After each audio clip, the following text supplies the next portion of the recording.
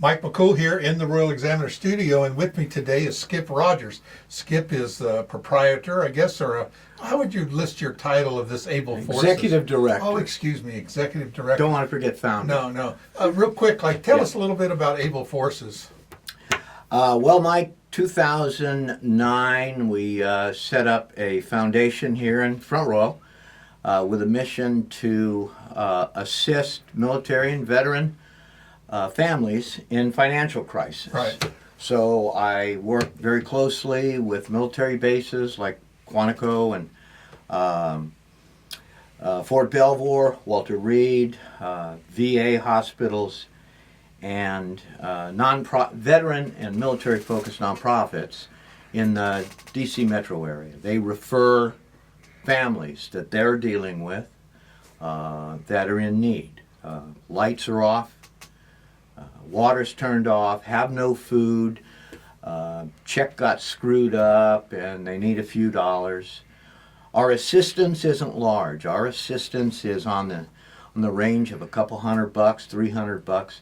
But I'll tell you what, Mike, $200 or $300 will change a family's life. Sure. You know, we'll go out and spend $100 on a meal, sometimes $200 on Sure. a meal. Not think twice about it. That $200 will change somebody's life. Yeah. So when you begin to put it in perspective of what we provide, it's not a lot, but it does change lives. Yeah.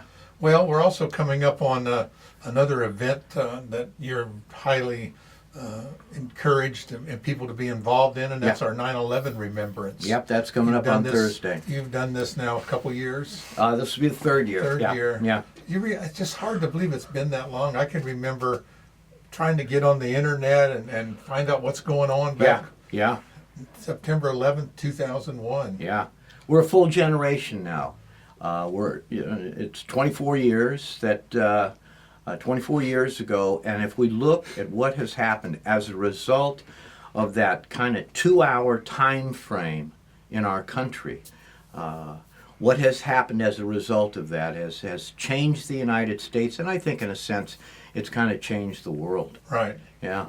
Yeah. It's the event has kind of morphed itself into a lot of things over the years. We had a peak of. One thing it did, it gave us a peak of patriotism. It sure did. And we had that, because now we have people that are now retiring from the military that went in.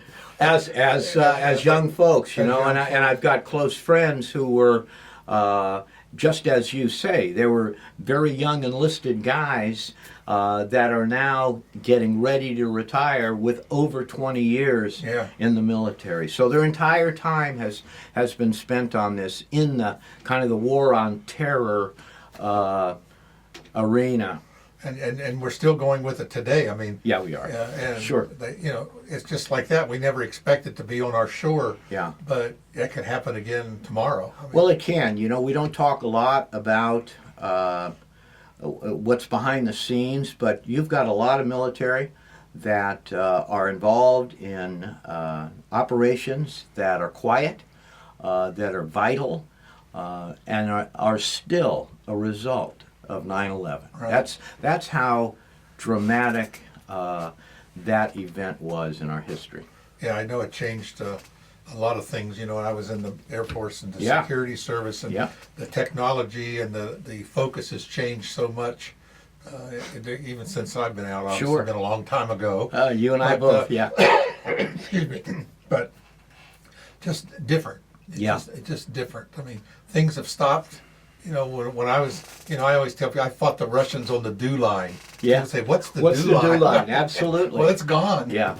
Now it's up in space, Well, Mike, what concerns me, not bother, but what concerns me is that we are one generation out, and we're looking at a generation of children and now young adults that really don't have an understanding of the event, nor the understanding of the circumstances and the results of that event. And, although 9/11 now is, it's on a lot of our minds, but that the time frame in which that took place was so short. It's important to me, and I think to a lot of us, to make sure that our young folks understand what happened, understand the thousands of Americans that have lost their lives, not only during the incident, but as a result of responding to that in Afghanistan, Iraq, and elsewhere. Sure, that was kind of all spread out years afterwards. Yeah. I mean, look at TSA. We didn't have a TSA Absolutely. before that. Yeah. Now people, like you say, the newer generation, they just think we've always had that. Sure. And I can remember times of running to the airport, run on the plane, slam the door, and it takes off. Absolutely, and wasn't that great? I know. Yeah. And yeah. we're seeing changes of that, and just different things that we've kind of now grown accustomed to. Yeah. But just a lot of different touches our lives with the look at what's going on in the Middle East and all. This has been going on for thousands and thousands and thousands of years. Yes, it has. Anyone that reads their Bibles will know that this is not a new event. And that is such an important fact or facts that we really need to kind of reinforce that what's going on now in some of these places like the Middle East. This is not a generation or two or three or four. This has been going on for 1,500 years, if not longer than that. Yeah, it's an ideology. You know, it is an ideology, and it's an ideology that has conflicts with other ideologies, and the result of it is a lot of misery, a lot of pain. Yeah. I just put up a story the other day about Korea. It's become the unforgotten, the forgotten war. Truly the forgotten war, Mike. And it was called the kind of the forgotten war in the 50s and 60s and into the 70s. But now it's even further. It's a blip on. If it wasn't for MASH, and Yeah. people think that was Vietnam. I mean, they don't even realize that was Korea. Yeah. I read the thing the other day.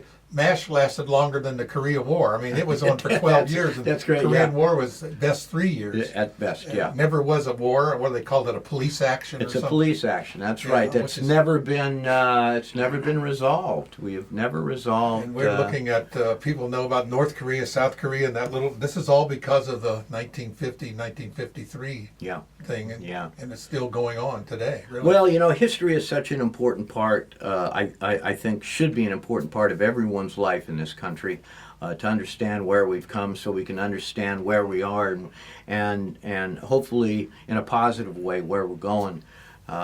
9/11 is one of those significant events. I truly believe that we need to really focus attention on. Right.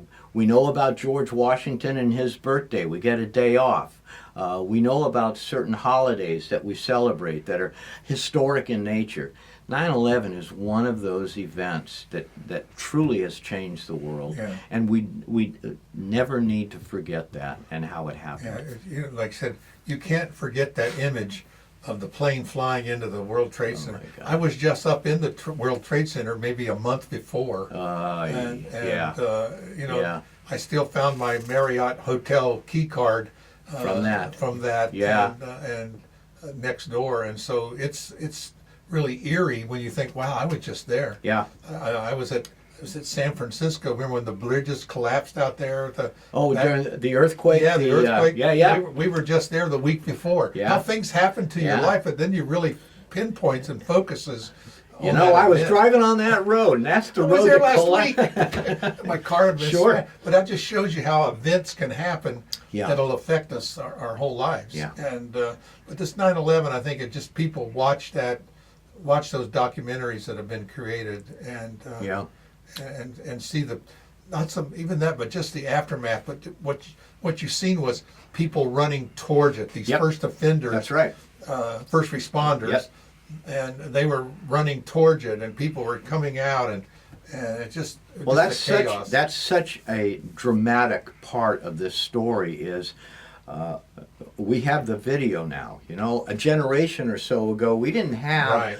the ability we do now, but to see the thousands of folks that were running away from those buildings, and the equal number, thousands, running towards it. So many of which Right. are no longer with us Right. because of that. So it's an eerie. Then I watched, the plane run into the Pentagon, yeah, and yeah.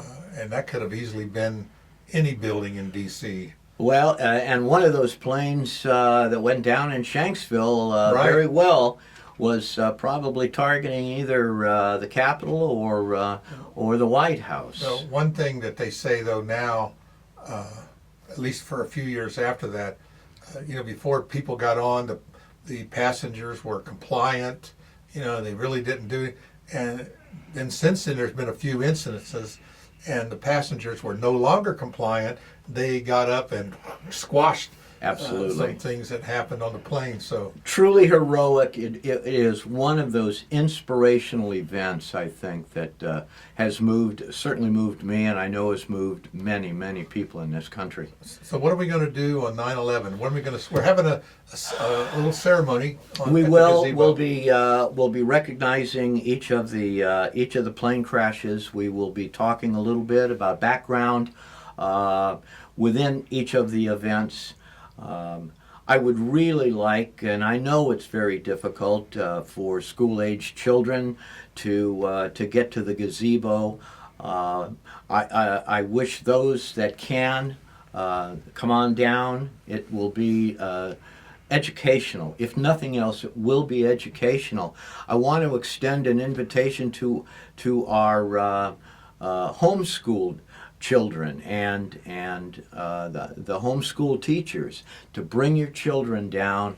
I have artifacts. I was in Washington, D.C. the day that on 9/11, and although did not see the impact, when D.C. was shut down shortly after that, they closed the bridges for fear of bombs being planted Sure. here and there. They wouldn't let anybody out. And I was in this circle waiting to get out of D.C. over one of the bridges, and all I could see was the Pentagon burning. All I could see was the smoke rising from, and it was an awful, awful feeling. Yeah. These are the kind of things that I think our children need to hear. One of our speakers tomorrow will be talking about her response to the Pentagon. She was an EMT, spent 3 days at the Pentagon. So those experiences, so many of us have heard many times, but our younger folks have not. And it's an opportunity that we'll spend some time. We'll listen to some music that reflects the time and the era.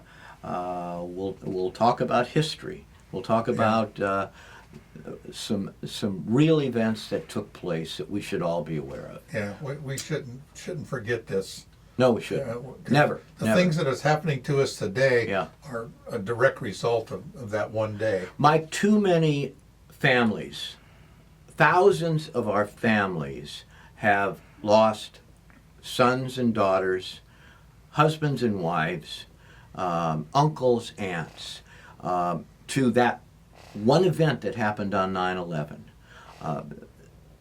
Thousands of families affected by, and I deal with them almost every day, the results of that warfare, which is PTSD, it's TBI, it's lost limbs, it's poverty because of the issues related to that single event. So we can't forget. Yeah, got it on my license plate. Never forget. Never forget, what I Mike. say. Yeah. Well, Skip, we'll see you on Thursday morning, Yes, 9/11. Don't forget that. I will try not to forget that. I'll be there about 8 o'clock. Come Yeah, on Mark by. and I will be down with the camera, so we're Thank going to be you. recording the event. And we have this in the last couple of years. We have some stories up, and we'll share those in with this story as Thank well. you. Yes. And remind people it starts around 8:30. It will start about 8:30. About Yep. 30 at the Gazebo. That's this Thursday, 9/11. That's it. I appreciate you doing it. I think it's a great, Thank you, great Mike. work. Thank you. And I'm glad that you've taken this on as kind of a Thanks for the opportunity to share. yeah. it. So Yeah. we want to be sure everybody gets on down there on Yeah. 9/11. Bring your children, please. Yes. Let's not forget. Let's not forget. Thanks, Skip. Thank you.